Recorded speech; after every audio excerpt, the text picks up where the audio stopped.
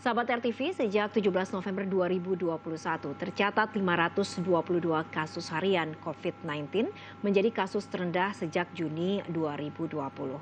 Meskipun dalam kondisi melandai, namun pemerintah tetap waspada. Salah satunya dengan mewujudkan percepatan vaksinasi termasuk pada anak-anak. Lalu anak usia berapakah yang sudah bisa divaksin dan apa jenis vaksin yang efektif? Untuk membahasnya, kami sudah tersambung dengan Dr. Kestri Meher SPKK, Satgas COVID-19 bagian perlindungan nakes. Ya, selamat siang Dr. Kestri. Ya, selamat siang, salam sehat. Salam sehat juga dokter. Ya, langsung saja ya dok ya, ini anak-anak usia berapa sih dok yang sebenarnya sudah harus divaksin? Apakah balita sudah termasuk?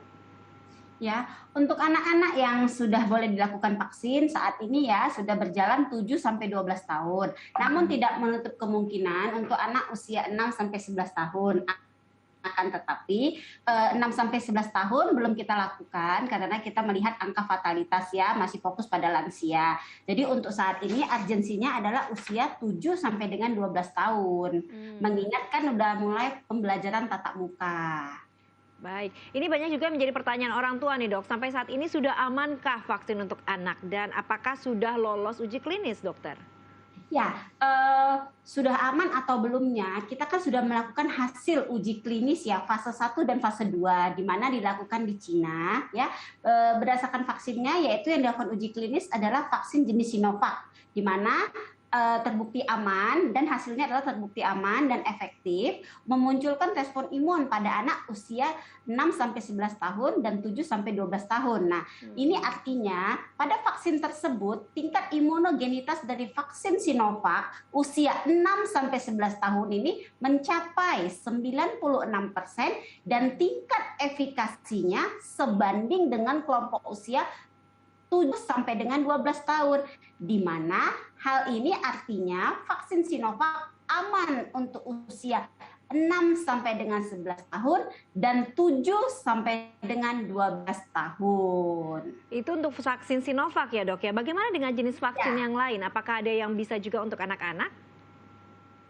Untuk vaksin jenis yang lain mungkin akan menyusul karena sedang dilakukan uji klinis dan uji klinisnya belum keluar hasilnya. Baik, lalu ini apakah ada dampak terhadap tubuh anak setelah divaksin dok? Misalnya jika terjadi gejala demam atau meriang begitu ya, apa yang harus dilakukan orang tua nih dok? Ya, setelah vaksinasi anak, biasanya anak dapat beraktivitas seperti biasanya ya. Dalam uji klinis vaksin terhadap anak, adapun efek samping yang paling umum terjadi ini adalah ringan sampai dengan sedang dan biasanya hanya berupa gejala simptomatik. Nah, gejala simptomatik berupa nyeri pada area suntikan, namun kadang-kadang disertai demam ya.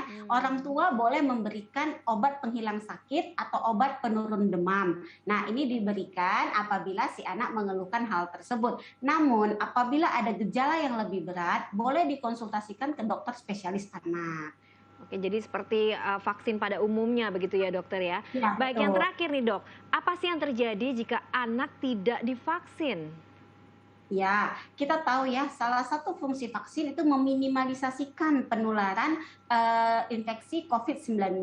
Jadi apabila tidak dilakukan vaksin, maka si anak ini akan mudah tertular. Di mana kita juga tahu anak-anak ini adalah kelompok yang sangat rentan. Nah, berdasarkan data dari Satgas Penanganan COVID, per bulan November 2021 dijumpai sebanyak 13% anak yang terinfeksi COVID. Maka oleh karena itu pentingnya mengontrol penularan dan transmisi dari COVID-19 ini pada anak di Indonesia. Salah satunya adalah melalui vaksinasi. Baik, terima kasih Dr. Kestri Meher SPKK, Satgas COVID-19 bagian perlindungan nakes. Salam sehat selalu ya dokter ya. Salam sehat, terima kasih.